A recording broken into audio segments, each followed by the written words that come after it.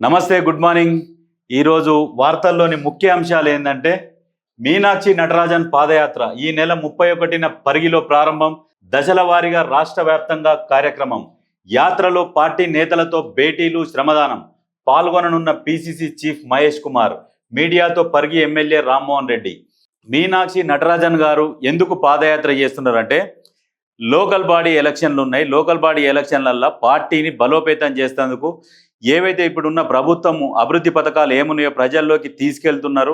దాంతో పాటుగా మీకు ఇంకా ఏం సమస్యలు ఉన్నాయి, మీకు పథకాలు అందినాయా లేదా అన్న కోణంలోనే పాదయాత్ర చేస్తున్నట్లు సమాచారం. బీసీ బిల్లు 6న జంతర్ మంతర్ వద్ద ధర్నాకు సిద్ధం, చలో ఢిల్లీ. వచ్చే నెల 5, 6, 7 తేదీల్లో అక్కడే మకాం. బిల్లు ఆమోదానికి రాష్ట్రపతిని కలవాలని నిర్ణయం. సీఎం సహా పార్టీ ప్రజాప్రతినిధులు ఢిల్లీకి పయనం. అన్ని పార్టీల ఎంపీలు, ఎమ్మెల్యేలకు ఆహ్వానం. బీసీ సంఘాలు, మేధావులు కదిలి రావాలి. బీసీ రిజర్వేషన్ కోసం ఢిల్లీలో మకాం వేసిర్రు. ఇక్కడ ఏంది అంటే మెయిన్ బీసీ టికెట్లపై నో క్లారిటీ, లోకల్ పోల్స్ పై నోరు మెదపని బీఆర్ఎస్ బాసులు. ఆర్డినెన్స్ లేకున్నా 42% కాంగ్రెస్ సై అంటుంది. కానీ మరి ముందు సై అనాల్సింది ఎవరు?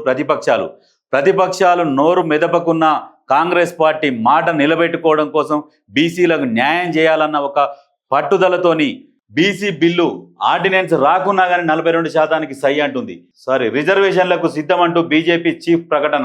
ఎందుకంటే కాంగ్రెస్ ప్రకటించిన తర్వాతనే వీళ్ళు ప్రకటిస్తున్నారు. అంటే వీళ్ళు బీసీలకు న్యాయం చేసేటోళ్ళ, అన్యాయం చేసేటోళ్ళ? ఒక్కసారి తెలంగాణ ప్రజలు ఆలోచించుకోవాలి. ఈ లోకల్ బాడీ ఎలక్షన్లలో కూడా ఎవరికి ఎట్లా బుద్ధి చెప్పాలో ఆ రకంగా బుద్ధి చెప్పాలి. గులాబీ బాసుల వ్యవహారంపై కార్యకర్తల గుర్రు.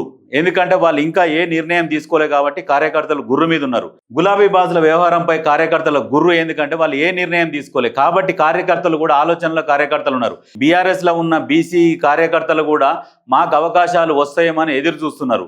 వీళ్ళు ఇంకా ఏ నిర్ణయం తీసుకోకపోయేసరికి కార్యకర్తల ఆందోళన వేరే పార్టీల వైపు చూస్తున్నారు. ఎందుకంటే ఇంట్లో ఉంటే మాకు అన్యాయం జరుగుతుంది. బీఆర్ఎస్లో ఉంటే ఇప్పుడు బీసీల కోసం ఏ పార్టీ అయితే మద్దతు పలుకుతుందో ఆ పార్టీలకే పోయి మనము ఉంటే మంచిదన్న ఆలోచనలో బీఆర్ఎస్ కార్యకర్తలు ఉన్నట్టు సమాచారం. ఫోన్ ట్యాపింగ్తో కేసీఆర్కు సంబంధం లేదు. ఫోన్ మెసేజ్ ఆధారంగానే 2023లో ఫిర్యాదు. సిట్ అధికారులకు ఆర్ఎస్ ప్రవీణ్ స్టేట్మెంట్. ప్రత్యర్థులపై సీఎం సిట్ ప్రయోగిస్తున్నారు. డార్క్ వెబ్ టూల్స్తో మంత్రుల ఫోన్లు ట్యాప్ చేయిస్తున్నారు.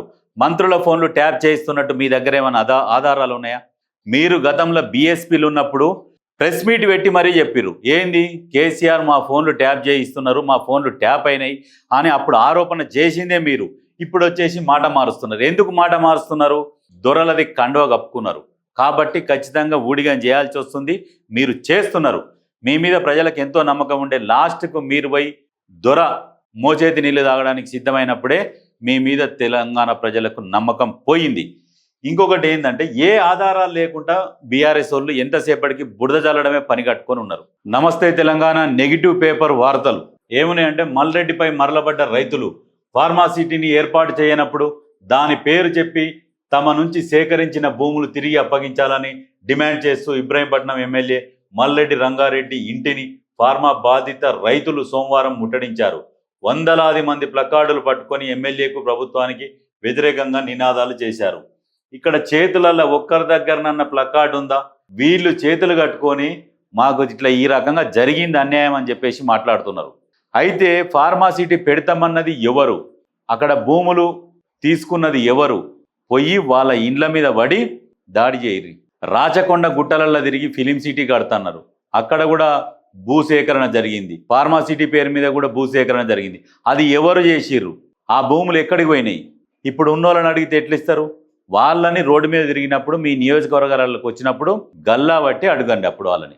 బనకచెర్లకు అనుమతులు ఆగవు. సాంకేతిక ఆర్థిక అంచనాలపై ప్రక్రియ కొనసాగుతున్నది. తెలంగాణ అభ్యంతరాలు, పిఎఫ్ఆర్ అనుమతి వర్తించవు. ప్రాజెక్టులపై తెలంగాణలో సంప్రదింపులు కొనసాగుతున్నాయి. రాజ్యసభలో వెల్లడించిన కేంద్ర మంత్రి రాజ్భూషణ్ చౌదరి. ఎంపీ అనిల్ కుమార్ ప్రశ్నకు జలశక్తి సమాధానం. కేంద్రంతో సంప్రదింపులు లేవని ఇటీవల సీఎం రేవంత్ వెల్లడి.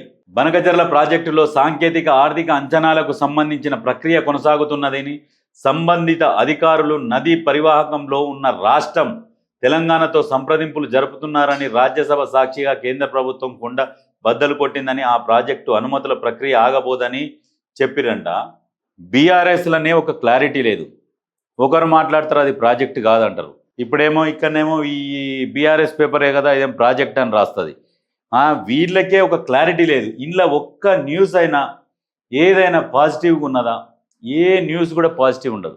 ఎప్పుడు బురద చల్లడము. ఎందుకంటే ఇప్పుడు వాళ్ళ అధికారం కావాలి కదా, వాళ్ళకు అధికారం కోసం నానా గడ్డి తింటారు.